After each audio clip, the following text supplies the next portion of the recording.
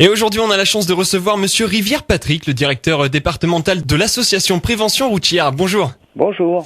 Alors, monsieur, vous allez nous parler aujourd'hui d'un sujet qui se situe parfaitement dans le contexte météorologique actuel. Vous allez nous parler de la conduite en météo défavorable. Effectivement, tout le monde a pu remarquer qu'actuellement, là, nous avons des périodes, nous rentrons dans l'hiver, vraiment, et qu'en hiver, on ne conduit pas comme en été. Il va falloir adapter sa conduite. Alors, pourquoi conduit-on pas comme en été ? Tout simplement parce qu'il va y avoir déjà des problèmes de perte d'adhérence. Vous avez les chaussées qui vont être beaucoup plus humides. À titre d'exemple, en statistique, on parle de 1/3 des accidents hivernaux qui sont liés pas directement peut-être, mais qui ont aussi comme facteur aggravant l'état de la chaussée, une chaussée humide. Ça va vouloir dire qu'il faudra contrôler l'état de ces pneumatiques. Il faut savoir qu'à partir en dessous de 7 degrés par exemple, un pneumatique, on va dire classique, durcit, donc va forcément perdre en adhérence. Ce qui veut dire également qu'il faudra donc adapter sa vitesse, faire attention aux réactions des autres, donc anticiper. Garder forcément une distance de sécurité un petit peu plus grande, je dirais, que celle qu'on va garder sur une chaussée sèche. Adapter ses horaires d'ailleurs, puisque forcément des conditions météo défavorables vont ralentir, on va dire, la circulation, donc il va falloir peut-être le prendre en compte dans ses horaires. Alors ça, c'est pour, on va dire, l'adhérence. Il y a un autre gros problème en hiver, c'est les problèmes de visibilité qui vont être réduites. D'une part parce que va rouler plus forcément de nuit que de jour, notamment pour ceux qui vont au travail le matin et qui en reviennent le soir. On va avoir des problèmes d'effets, ce qu'on appelle des effets de voile, c'est-à-dire quand il pleut, quand il y a de la neige, du brouillard, on a forcément une visibilité qui est réduite. Et qui est d'autant plus réduite que souvent on a des surfaces vitrées pas toujours très propres, donc il faudra faire très attention.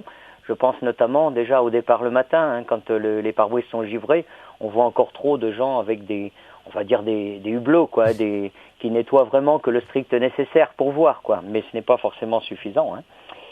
Et puis, bien évidemment, il faudra porter une attention toute particulière à l'état de son véhicule, puisque il faut à plus forte raison avoir un éclairage en bon état, un fonctionnement des essuie-glaces parfait, le liquide lave-glace notamment, très important de vérifier le niveau du liquide lave-glace. Bien sûr, je reparlerai aussi de l'état et de gonflage des pneumatiques. Donc vous voyez, il y a vraiment beaucoup de paramètres à prendre en compte qu'on aurait, disons, moins pris en compte en été. Alors, pour résumer, il faut impérativement, dans ces périodes-là de l'année, consulter encore un peu plus la météo locale avant de partir.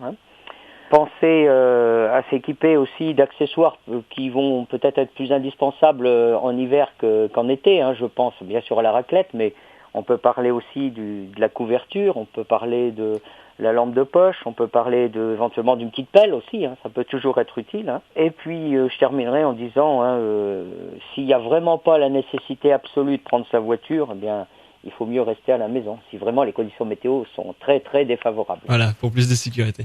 Avez-vous quelque chose à dire pour terminer cette interview ? Non, je dirais seulement que même s'il faut faire très attention à chaque fois qu'on conduit, bien évidemment, je dirais qu'il faut encore plus redoubler de vigilance et être encore plus attentif et faire beaucoup plus attention quand on a des conditions météo comme on a actuellement et comme je pense malheureusement elles vont empirer encore un peu plus dans les jours ou les semaines à venir. Voilà. On donne quelques adresses également, le site internet, le www.préventionroutière.asso.fr, une adresse mail également au préventionroutière50@wanadoo.fr. Voilà, merci Monsieur Rivière-Patrick et à la prochaine alors. À la prochaine. Au revoir. Au revoir.